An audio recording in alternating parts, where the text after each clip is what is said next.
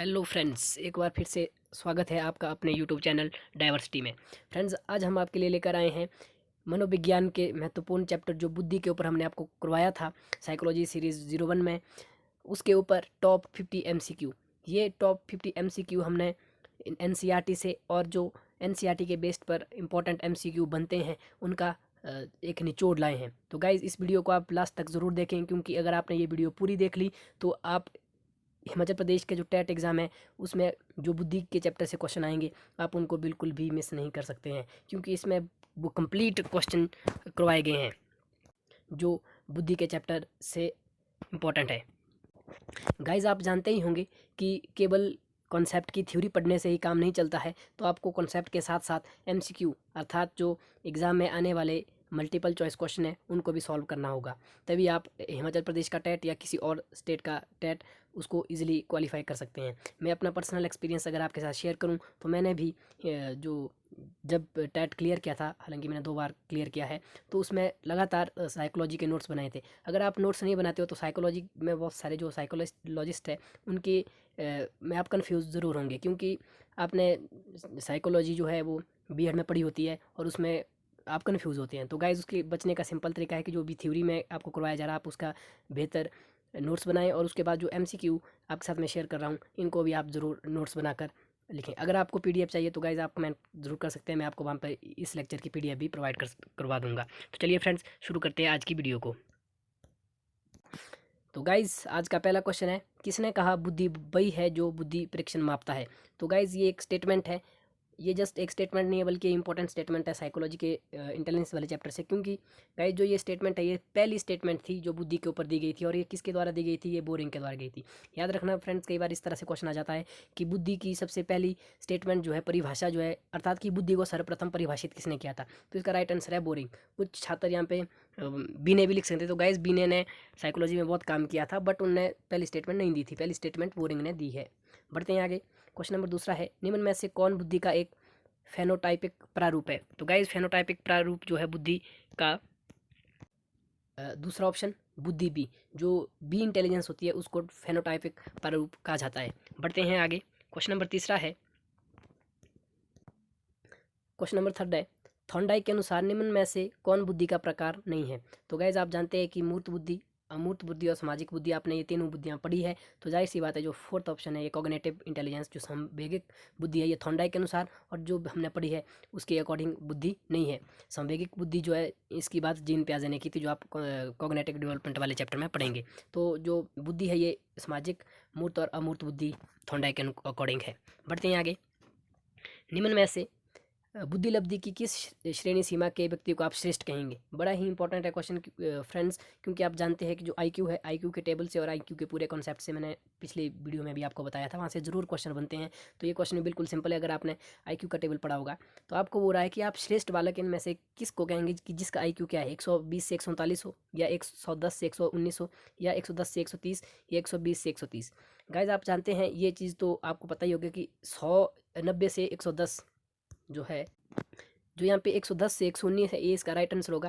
तो ये श्रेष्ठ की कैटेगरी में आएगा। गाइज, आप जानते हैं कि जो 90 से 110 है ये जनरल होता है, एवरेज होता है, जो एक एवरेज छात्र की आईक्यू होता है। जब 110 से ऊपर हम 125 तक जाते हैं तो वो श्रेष्ठ बालक होगा। अगर आप 125 से भी ज़्यादा जाते हो, 140 तक, 125 से 140 के बीच का आईक्यू, उसको प्रतिभाशाली कहते हैं, अर्थात उसको जीनियस कहते हैं।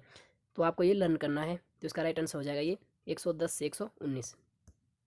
नेक्स्ट क्वेश्चन है, बुद्धि साइमन सॉरी बीने साइमन बुद्धि परीक्षण है। तो गाइज, आपको बताना है कि किस तरह का बुद्धि परीक्षण है। मैंने आपको बताया था कि 2 तरह के परीक्षण होते हैं, व्यक्तिगत और सामूहिक। व्यक्तिगत जब हम किसी एक व्यक्ति की, पर्सनल सिंगल व्यक्ति की बुद्धि को मापते हैं। व्यक्तिगत मतलब जब हम बहुत सारे इस तरह के जो समूह में किसी की बुद्धि को मापते हैं तो वो सामूहिक बुद्धि परीक्षण में आता है।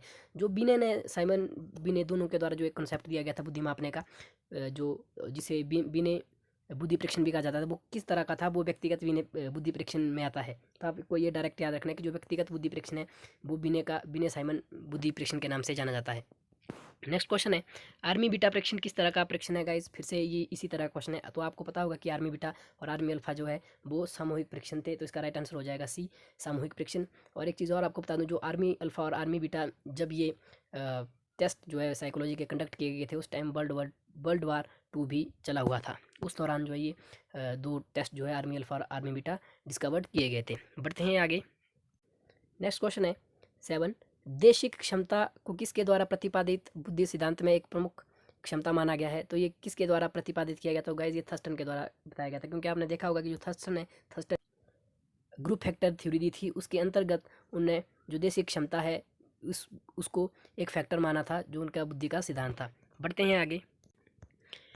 प्रश्न नंबर 8वां है, एक व्यवहार कुशल व्यक्ति में किस तरह की बुद्धि की प्रधानता होती है? ये क्वेश्चन इंपॉर्टेंट है, तो आपको ध्यान रखना है कि जो कुशल व्यक्ति होते हैं उनके व्यवहार में किस तरह की बुद्धि पाई जाती है। तो उसमें उनमें सौंदर्यात्मक जो बुद्धि है, इस तरह की बुद्धि ज़्यादा पाई जाती है। जो विश्लेषणात्मक है, सृजनात्मक है, स्थानिक बुद्धि है, इस तरह की बुद्धि नहीं पाई जाती है।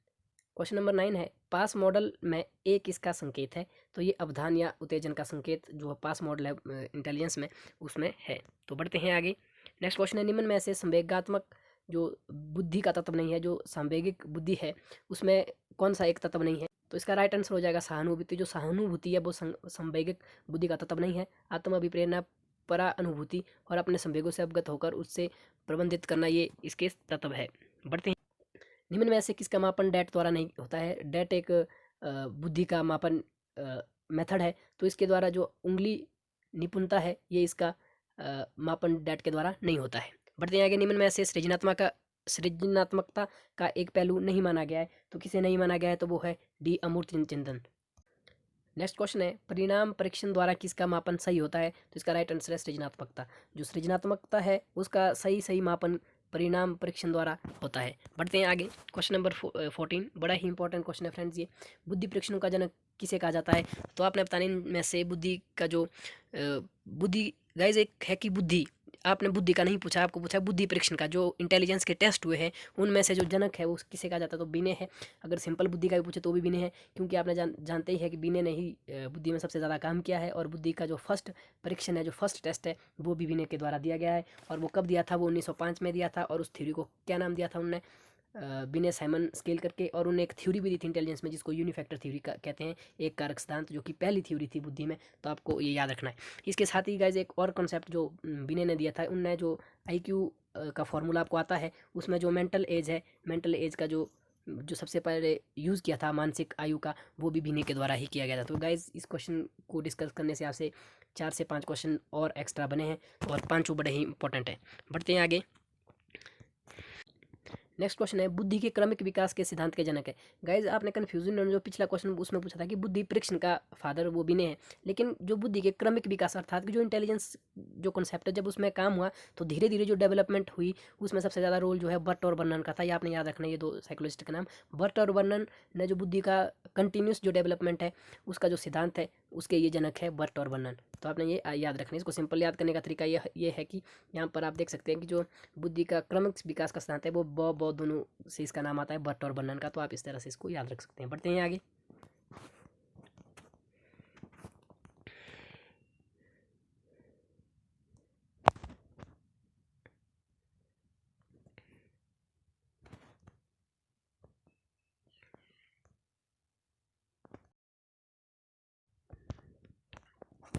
क्वेश्चन नंबर 16 है, मानसिक आयु का संप्रत्यय किसने दिया था? तो आपको मैंने गाइस बहुत बार ये चीज़ बता दी है कि जो बिने है, बिने ने सबसे पहले मानसिक आयु का कंसेप्ट दिया था कि मेंटल एज नाम की भी कोई चीज़ है, और उनने इस चीज़ को डिफाइन भी किया था। गाइस आपने कन्फ्यूजन होना, जो IQ है, IQ स्टर्न ने दिया था, विलियम स्टर्न ने। लेकिन जो मानसिक आयु का जो शब्द है, मेंटल एज, जो IQ के फॉर्मूले में यूज़ भी होती है वो टर्म, वो बिने ने दी थी। नेक्स्ट क्वेश्चन है, कौन सा पद गिलफर्ड के बुद्धि के सिद्धांत से संबंधित नहीं है? गाइस यहाँ पे संबंधित किस पे थोड़ा गलत लिखा है, यहाँ पे संबंधित है। कौन सा पद गिलफर्ड की बुद्धि के सिद्धांत से संबंधित नहीं है? तो कौन सा नहीं है?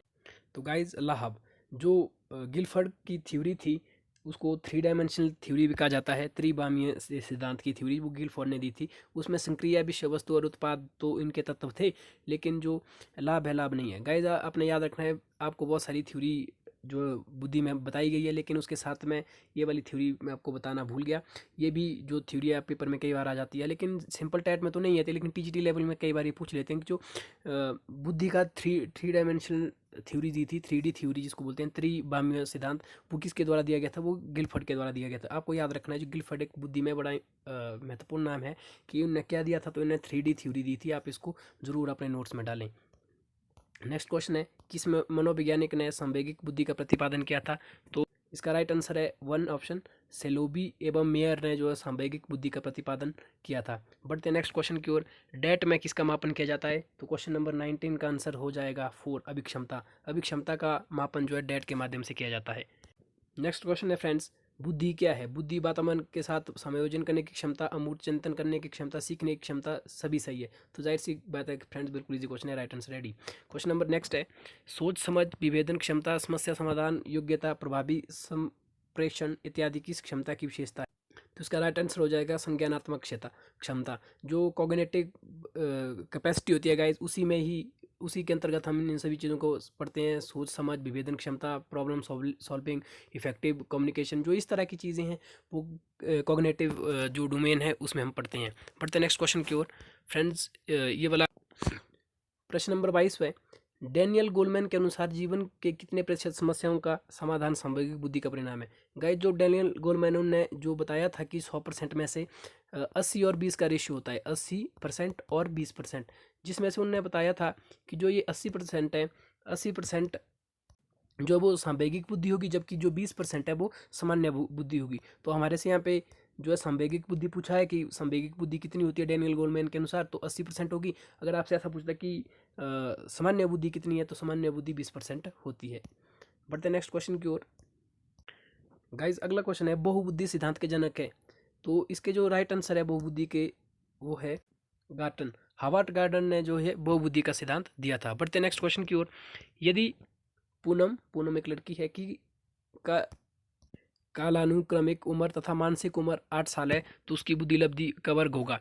गाइज, कालानुक्रमिक जो उम्र है वो होती है आपकी क्रोनोलॉजिकल एज, CA, और जो मेंटल एज है वो मानसिक आयु होती है। तो आप जानते हैं कि जो IQ का फॉर्मूला है वो होता है IQ = MA, मानसिक जो एज है, डिवाइडेड बाय जो ये कालानुक्रम एज है, क्रोनोलॉजिकल एज, मल्टीप्लाई बाय 100। तो आप जब यहाँ पे वैल्यू डालेंगे तो मेंटल एज 8 होती है, डिवाइडेड बाय ये CA भी 8 होती है, और इसको आप जब 100 से गुना कर देंगे तो आप जाहिर सी बात है कि 8 से 8 को जब काटेंगे तो 1 बचेगा, और मल्टीप्लाई बाय 100, तो जो इसका फाइनल रिजल्ट आएगा 100। और आपको जब पता है कि जो 100 है, 100 एक औसत या एवरेज छात्र का IQ होता है। तो गाइज, ये जो IQ है, IQ का फॉर्मूला आपको लर्न होना चाहिए, क्योंकि कई बार इस तरह के क्वेश्चन जो न्यूमेरिकल टाइप क्वेश्चन पूछ लेता है, तो आपको कैलकुलेट करने के बाद बताना है कि जो आपका आंसर होगा वो कि कौन से रेंज में फॉल करता है। तो आई होप गाइज कि आप समझ रहे होंगे। बढ़ते हैं आगे। नेक्स्ट क्वेश्चन है, बुद्धि के त्रिआयामी सिद्धांत के अनुसार बुद्धि के कारकों की संख्या कितनी है? तो गाइज, जो बुद्धि का त्रिआयामीय सिद्धांत है उसके अकॉर्डिंग बुद्धि जो 120 उसके कारक हैं। बढ़ते हैं आगे। सामान्य तथा विशिष्ट कारक सिद्धांत का प्रतिपादन किसने किया था? तो गाइस, इसका राइट आंसर है स्पीयरमैन। आपको पता है स्पीयरमैन ने जो अपनी थ्योरी दी थी 2 फैक्टर थ्योरी, उसमें उन्होंने उस थ्योरी को GS फैक्टर थ्योरी भी कहा जाता है, जिसमें G से उनका जो है जनरल कारक था और S से स्पेसिफिक या जिसको विशिष्ट कारक कहते हैं। तो ये थ्योरी स्पीयरमैन से संबंधित है। बढ़ते हैं आगे। गाइज, ये वाला क्वेश्चन आप ढंग से पढ़ें। जो 27वां है, बुद्धि लब्धि का संप्रत्यय विकसित किया, क्योंकि जो इसका राइट आंसर है बुद्धि लब्धि का, हम जानते हैं कि जो कॉन्सेप्ट विकसित किया था, डिवॉल्व किया था, वो किया था स्टर्न ने। तो जो स्टर्न ने ही इसको किया था, लेकिन स्टर्न यहाँ पे ऑप्शन पे अगर आप देखेंगे तो नहीं दिया है, तो इसका राइट आंसर हो जाएगा टर्मन। गाइज, जो स्टर्न और टर्मन है उन्होंने IQ के कंसेप्ट पर सबसे ज़्यादा काम किया है, लेकिन अगर आप यहाँ पे स्टर्न अगर ऑप्शन में होता, टर्मन भी होता, तो आप स्टर्न को टिक माना था, क्योंकि स्टर्न जो है वही इसका राइट आंसर है। लेकिन अगर स्टर्न नहीं होता तो आप टर्मन को भी ले सकते, क्योंकि टर्मन ने IQ के साथ, अगर जो आपने आगे पढ़ा है IQ टेबल, वो टर्मन ने दिया था, इसलिए बहुत बार टर्मन भी इसका राइट आंसर होता है। गाइस, आपको इतना याद रखना है कि अगर स्टर्न दिया हो तो स्टर्न अगर दिया होता है तब टर्मन राइट आंसर नहीं होता है। तो बढ़ते हैं आगे। जिन बालकों की बुद्धि लब्धि डैश है उन्हें मानसिक न्यूनताग्रस्त की श्रेणी में रखते हैं। गाइस, क्वेश्चन एक बार फिर से समझ लेते हैं। ये बोला, जिन बालकों की बुद्धि लब्धि डैश है, आपने बताने इनमें से कितनी बुद्धि लब्धि वाले बालक को जो है साधारण से मानसिक न्यूनता ग्रसित की श्रेणी में रखते हैं। मतलब जो मेंटली, जो यहाँ पे मानसिक न्यूनता ग्रस्त है, इसका जो इंग्लिश में मतलब है वो मेंटल रिटार्डेड चाइल्ड है। मेंटल रिटार्डेड चाइल्ड मतलब जो मानसिक रूप से पिछड़े हुए बालक है, उनकी मानसिक आयु कितनी होती है, वो 70 से कम होती है। आपको पता है कि जो 90 से 110 में सामान्य होते हैं, तो जो 90 से पीछे है वो जैसे 70 65 70 85 90 तक के जो बालक है, उनको फिर अगर 90 से कम हो तो मेंटल रिटार्ड कहा जाता है। यहाँ पे क्लोजेस्ट ऑप्शन यही है 70 से कम, तो इसका राइट आंसर हो जाएगा ये। बढ़ते हैं नेक्स्ट क्वेश्चन की ओर। नेक्स्ट क्वेश्चन है अंतर व्यक्तिगत बुद्धि को प्रदर्शित करने वाला व्यवहार है, तो इसका राइट आंसर होगा सी, मिलते जुलते संवेगुण यथा उदासी एवं पछतावा में भेद कर पाना। बढ़ते हैं आगे। नेक्स्ट क्वेश्चन है निम्न में से कौन सा कौशल भावनात्मक बुद्धि से संबंधित नहीं है, तो गाइज ये सी, क्रिटिसाइजेशन ऑफ फीलिंग्स, जो भावनाओं की आलोचना करना है वो भावनात्मक बुद्धि से संबंधित नहीं है। बढ़ते हैं अगले क्वेश्चन की ओर फ्रेंड्स। निम्न में से कौन सा स्टर्नबर्ग का बुद्धि का त्रिस्तरीय सिद्धांत का एक रूप है। गाइज यहाँ पे मैं आपको एक चीज़ बताना चाहता हूँ क्वेश्चन को सॉल्व करने से पहले। यहाँ पे बुद्धि का त्रिस्तरीय सिद्धांत है। जो बुद्धि का त्रिस्तरीय सिद्धांत है वो स्टर्नबर्ग के द्वारा दिया है, आप इसको लर्न कर लें। लेकिन जो त्रिविमीय सिद्धांत है, गाइज दो शब्द है यहाँ पर, इनको आप ज़रा ढंग से समझे। एक यहाँ पे त्रिस्तरीय है, 3 स्टेप, जो 3 स्टेप है या 3 लेवल है वो स्टर्नबर्ग के द्वारा दिया गया था। लेकिन जो 3 डायमेंशनल है या जो 3 डायमेंशन या जिसको त्रिविमीय सिद्धांत कहते हैं वो गिलफर्ड के द्वारा दिया गया। तो आप इनमें कंफ्यूज ना हो। तो क्वेश्चन है निम्न में से कौन सा स्टर्नबर्ग का बुद्धि का त्रिस्तरीय सिद्धांत का एक रूप है, तो ऑप्शन देखेंगे तो इसका राइट आंसर है ऑप्शन ए, व्यवहारिक बुद्धि। बढ़ते हैं आगे। संवेगिक बुद्धि बहुबुद्धि सिद्धांत के किस क्षेत्र के साथ संबंध हो सकती है, तो इसका राइट आंसर है ऑप्शन नंबर दूसरा, अंतः व्यक्तिगत बुद्धि और अंतः व्यक्तिगत बुद्धि। बढ़ते हैं आगे। अमूर्त बुद्धि किसी व्यक्ति की मदद करती है, तो ये किस में करती है, इंजीनियर बनने में, औद्योगिक कार्यकर्ता बनने में, समस्या सुलझाने में, सामाजिक कार्यकर्ता बनने में। तो गाइस आप जानते हैं इंजीनियर में तो मूर्त बुद्धि पाई जाती है, औद्योगिक कार्यकर्ता या सामाजिक कार्यकर्ता मतलब जो नेता टाइप है उनमें सामाजिक बुद्धि होती है। तो जाहिर सी बात है जो अमूर्त बुद्धि है जिसमें कल्पना शक्ति का इस्तेमाल करते हैं वो समस्या सुलझाने में या प्रॉब्लम सॉल्विंग में इस्तेमाल होता है। तो राइट आंसर यहाँ पे दूसरा होगा। बढ़ते हैं आगे। बुद्धि की गुणवत्ता स्नायु तंतुओं की मात्रा पर निर्भर करती है। यह बुद्धि के मात्रा सिद्धांत से संबंधित है। यह कथन है ये किसके द्वारा है, ये थॉर्नडाइक के द्वारा बताया गया था। जो थॉर्नडाइक ने अपनी थ्योरी दी थी ग्रुप फैक्टर थ्योरी, उसके अकॉर्डिंग जो उन्हें ये वाली बात भी बताई थी। बढ़ते हैं आगे। क्वेश्चन नंबर 35 है निम्न में से कौन सा बुद्धिमान बच्चे का लक्षण नहीं है, तो आपको ये ऑप्शन पढ़ने होंगे। वो जो लंबे निबंधों को जल्दी रखने की क्षमता रखता है, रखना नहीं है फ्रेंड्स, यहाँ पे रटना है। मतलब ऐसा छात्र जो निबंधों को जल्दी रटने की क्षमता रखता है। तो गाइज यही हमारा राइट आंसर होगा, क्योंकि पहले ऐसा माना जाता था कि जो जितना ज़्यादा रटता है उसका आईक्यू लेवल उतना ज़्यादा हाई है। लेकिन जो आधुनिक मनोविज्ञान की धारणा है कि जो रटना जो है इसका बिल्कुल ऑपोजिट है, जहाँ पे भी रटना ऑप्शन दिखे वो सीधे ही राइट आंसर हो जाएगा। तो इसलिए ये इसका लक्षण कभी भी नहीं हो सकता। जबकि अगर और ऑप्शन देखें यहाँ पे मूर्त रूप से सोच सकता है, बिल्कुल सही है। वो जो नए परिवेश में स्वयं को एडजस्टमेंट करता है ये भी सही है। बहुत जो प्रभावपूर्ण व उचित तरीके से संप्रेषण अर्थात कम्युनिकेशन करने की क्षमता रखता है, ये भी बिल्कुल सही है। तो राइट आंसर यहाँ पे ए हो जाएगा, ये इसका लक्षण नहीं है रटना। बढ़ते हैं नेक्स्ट क्वेश्चन की ओर। निम्न में से भविष्य कथन में अधिक मददगार है। जो फ्यूचर स्टेटमेंट है उसमें किसकी मदद से आप हेल्प ले सकते हो, तो जाहिर सी बात है जो बुद्धि है इंटेलिजेंस के द्वारा या फ्यूचर में अच्छा कार्य कर सकते हो। स्पीरमैन के अनुसार बुद्धि का बढ़ना किस आयु में रुक जाता है, तो उन्हें स्पीरमैन के अकॉर्डिंग 16 वर्ष के बाद जो बुद्धि का बढ़ना रुक जाता है। हालांकि स्पीरमैन के अकॉर्डिंग है, जबकि नेचुरल ऐसा नहीं होता है। बढ़ते हैं आगे। क्वेश्चन नंबर 39 है बुद्धि विषय में आधुनिक अवधारणा है। तो अब वर्तमान में जो कॉन्सेप्ट है बुद्धि का, बुद्धि के फील्ड में, तो वो है जीवन की समस्याओं को हल करना। गाइस जो और भी यहाँ पे ऑप्शन है, पहला तीसरा और चौथा, ये भी अवधारणाएं हैं बुद्धि के। लेकिन आपसे पूछा आधुनिक अवधारणा। आधुनिक अवधारणा वो होती है जिसको हम वर्तमान समय में अपनाते हैं। तो जीवन की समस्याओं को हल करने का जो गुण होता है, जो फीचर होता है, उसको हम वर्तमान टाइम में बुद्धि के क्षेत्र में मानते हैं कि ये इसका राइट कॉन्सेप्ट है। बढ़ते हैं आगे। बुद्धि के सूचना प्रक्रम जिसको प्रोसेसिंग उपगम है का वर्णन किसने किया। जो बुद्धि का इंफॉर्मेशन प्रोसेसिंग कॉन्सेप्ट है तो उसका जो वर्णन किया था वो स्टर्नबर्ग के द्वारा किया गया था। Right answer A. बढ़ते हैं आगे। निम्न में से कौन सी क्रिया का निष्पादन प्रकार की बुद्धि परीक्षण का उदाहरण नहीं है, तो इसका राइट आंसर हो जाएगा ए, घर निर्माण करना। ये जो है निष्पादन प्रकार की बुद्धि परीक्षण का उदाहरण नहीं है। जो ब्लॉक में छेद में फिट करना ये इसका उदाहरण है। चित्रों को टुकड़ों में जोड़ना ये भी है। सरल गति समस्याओं को हल करना, टेक्निकली कहीं देखें तो ये इसके एग्जाम्पल हो गए। घर निर्माण करना बुद्धि परीक्षण के निष्पादन प्रकार का हिस्सा नहीं है। बढ़ते हैं आगे। स्पीयरमैन के अनुसार सभी संज्ञानात्मक कार्यों में शामिल मानसिक ऊर्जा या क्षमता का क्या नाम दिया गया है? तो आपको पहले भी बताया था कि स्पीयरमैन ने जी फैक्टर और एस फैक्टर थ्योरी दी थी, जनरल और स्पेसिफिक, तो इसका राइट आंसर हो जाएगा जी फैक्टर। प्रश्न नंबर 43 है, कक्षा 1 और 2 स्तर के बच्चे, जो क्लास फर्स्ट और 2 के सेकंड क्लास के बच्चे होते हैं, उनमें इनमें से क्या चीज़ सही है? अमूर्त अनुभवों से शीघ्र सीखते हैं, मूर्त अनुभवों से सीखते हैं, पढ़कर जल्दी सीखते हैं, या लिखकर शीघ्र सीखते हैं? तो गाइज ये अमूर्त तो इनमें होगा नहीं, क्योंकि छोटे बच्चों में तो कल्पना शक्ति होती नहीं है। पढ़कर शीघ्र सीखते हैं, ये भी ठीक है, लिखकर जल्दी ये भी है। लेकिन अगर आप ये देखिए भी, ये वाला ऑप्शन है, इसमें ठीक हो जाएगा कि मूर्त अनुभव से जल्दी सीखते हैं। मूर्त अनुभव मतलब जो कोई चीज़ उनके सामने रखी है उसको देखकर बच्चा जल्दी सीखता है। इसलिए आपने देखा होगा कि बच्चों को जैसे फॉर एग्जाम्पल काउंटिंग करने के लिए एक छोटा सा एक खिलौना होता है, जिसमें बारी बारी से इस तरह से कुछ एडजस्ट किया होता है। जैसे फर्स्ट लाइन पे कोई एक ऑब्जेक्ट होगा, दूसरी लाइन पे 2 होंगे, थर्ड में 3, इस तरह से उनको गिनती सिखाई जाती है। तो मतलब ये मूर्त अनुभव का एग्जाम्पल है, अर्थात कि ये डायरेक्ट जो एक्सपीरियंस के थ्रू होता है, जिसको मूर्त बुद्धि कहा जाता है, डायरेक्ट इंटेलिजेंस अर्थात कॉन्क्रीट इंटेलिजेंस। इसके बारे में हमने पिछले जो हमारे इंटेलिजेंस के वीडियो है, अगर आपने देखा है तो आपने ये ज़रूर समझा होगा और सुना होगा। तो बढ़ते हैं आगे।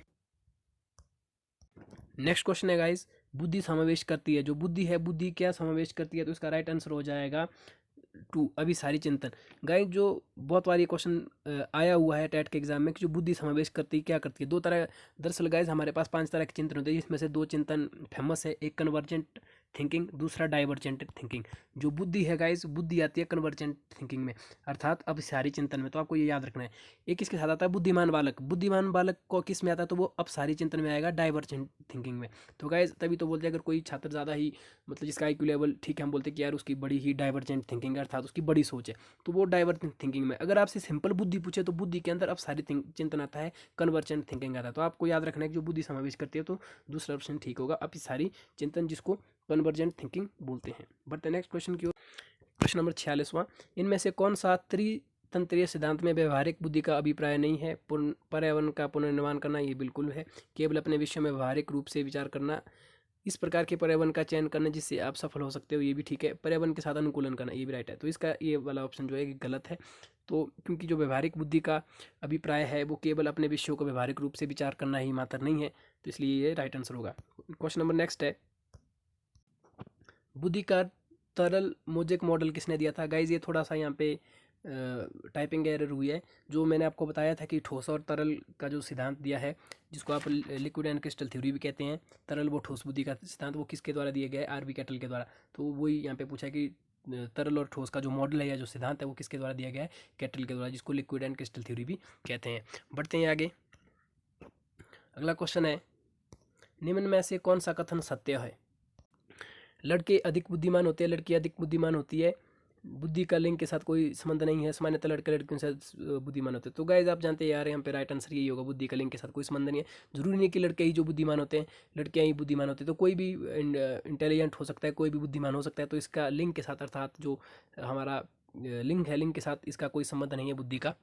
आई होप आप समझ रहे होंगे। बढ़ते नेक्स्ट क्वेश्चन की ओर। स्पीयरमैन की बुद्धि के त्रितत्व के सिद्धांत में तीसरा तत्व है। गाइज आपने जानते ही होंगे कि स्पीयरमैन ने 2 फैक्टर थ्योरी दी थी। गाइज इसके साथ ही मैं आपको एडिशनल इन्फॉर्मेशन ये दे दूं कि जो स्पीयरमैन ने जब उनकी 2 फैक्टर थ्योरी का अपोज हुआ तो उन्हें उसके बाद 3 फैक्टर थ्योरी भी दी थी। गाइज याद रखना है आपको ये, तो आप जानते हैं कि 2 फैक्टर थ्योरी किसने दी थी? स्पीयरमैन ने दी थी। उसके अलावा उन्हें 3 फैक्टर थ्योरी भी दी थी, जिनमें उन्हें सबसे पहले विशिष्ट तत्व और सामान्य तत्व की बात तो की थी, उसके साथ साथ उन्हें जो थर्ड तत्व है, जो समूह तत्व की बात भी की थी। आप जानते ही होंगे जो द्विकारक थ्योरी है उनकी, 2 फैक्टर थ्योरी, उनमें उसके GS थ्योरी जो है सामान्य और विशिष्ट की बात तो कर ली थी, लेकिन जब उन्होंने 3 फैक्टर थ्योरी दी थी तो उसमें नेक्स्ट जो एक चीज़ उन्होंने जोड़ा था वो समूह तत्व जोड़ा था, ग्रुप फैक्टर उन्होंने जोड़ा था। बढ़ते नेक्स्ट क्वेश्चन की ओर।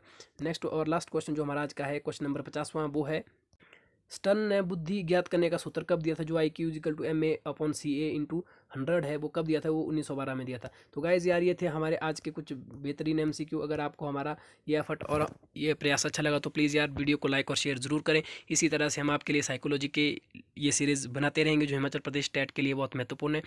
इसके साथ साथ जो भी अदर स्टेट होते हैं किसी भी स्टेट का, या CTET के लिए भी ये हेल्पफुल है। लेकिन ये जो वीडियो है स्पेशल प्रीवियस ईयर जो क्वेश्चन पेपर है उसको एनालाइज करके और अपने पर्सनल एक्सपीरियंस के साथ बनाए गए हैं। तो प्लीज़ यार आप हमारे साथ ज़रूर जुड़े और साइकोलॉजी की सीरीज़ को देखें, जिससे कि हम आपकी हेल्प कर सकें। जल्दी ही अगर आपका सपोर्ट मिला तो हम टेट के जो और सब्जेक्ट है साइंस में फिजिक्स, मैथ, केमिस्ट्री, बायोलॉजी और आर्ट्स वालों के लिए भी वीडियो बनाते रहेंगे। इसके साथ ही गाइज मैंने, अगर आप टेट की तैयारियों में करने में कन्फ्यूज़ हो रहे हैं तो उसके लिए मैंने एक वीडियो बनाई हुई है कि टेट का सिलेबस क्या है, किस तरह का पेपर आता है, कौन सी बुक से आपने पढ़नी है और कहाँ से तैयारियाँ करनी है। तो अगर आप वो वीडियो देखना चाहते हैं तो आप डिस्क्रिप्शन में जाकर वो लिंक वहाँ से देख सकते हैं। तो चलिए फ्रेंड्स, आज के लिए बस इतना ही। मिलते हैं अगली वीडियो में, तब तक के लिए अपना ध्यान रखें और जुड़े रहें डाइवर्सिटी की टीम के साथ। Good bye friends.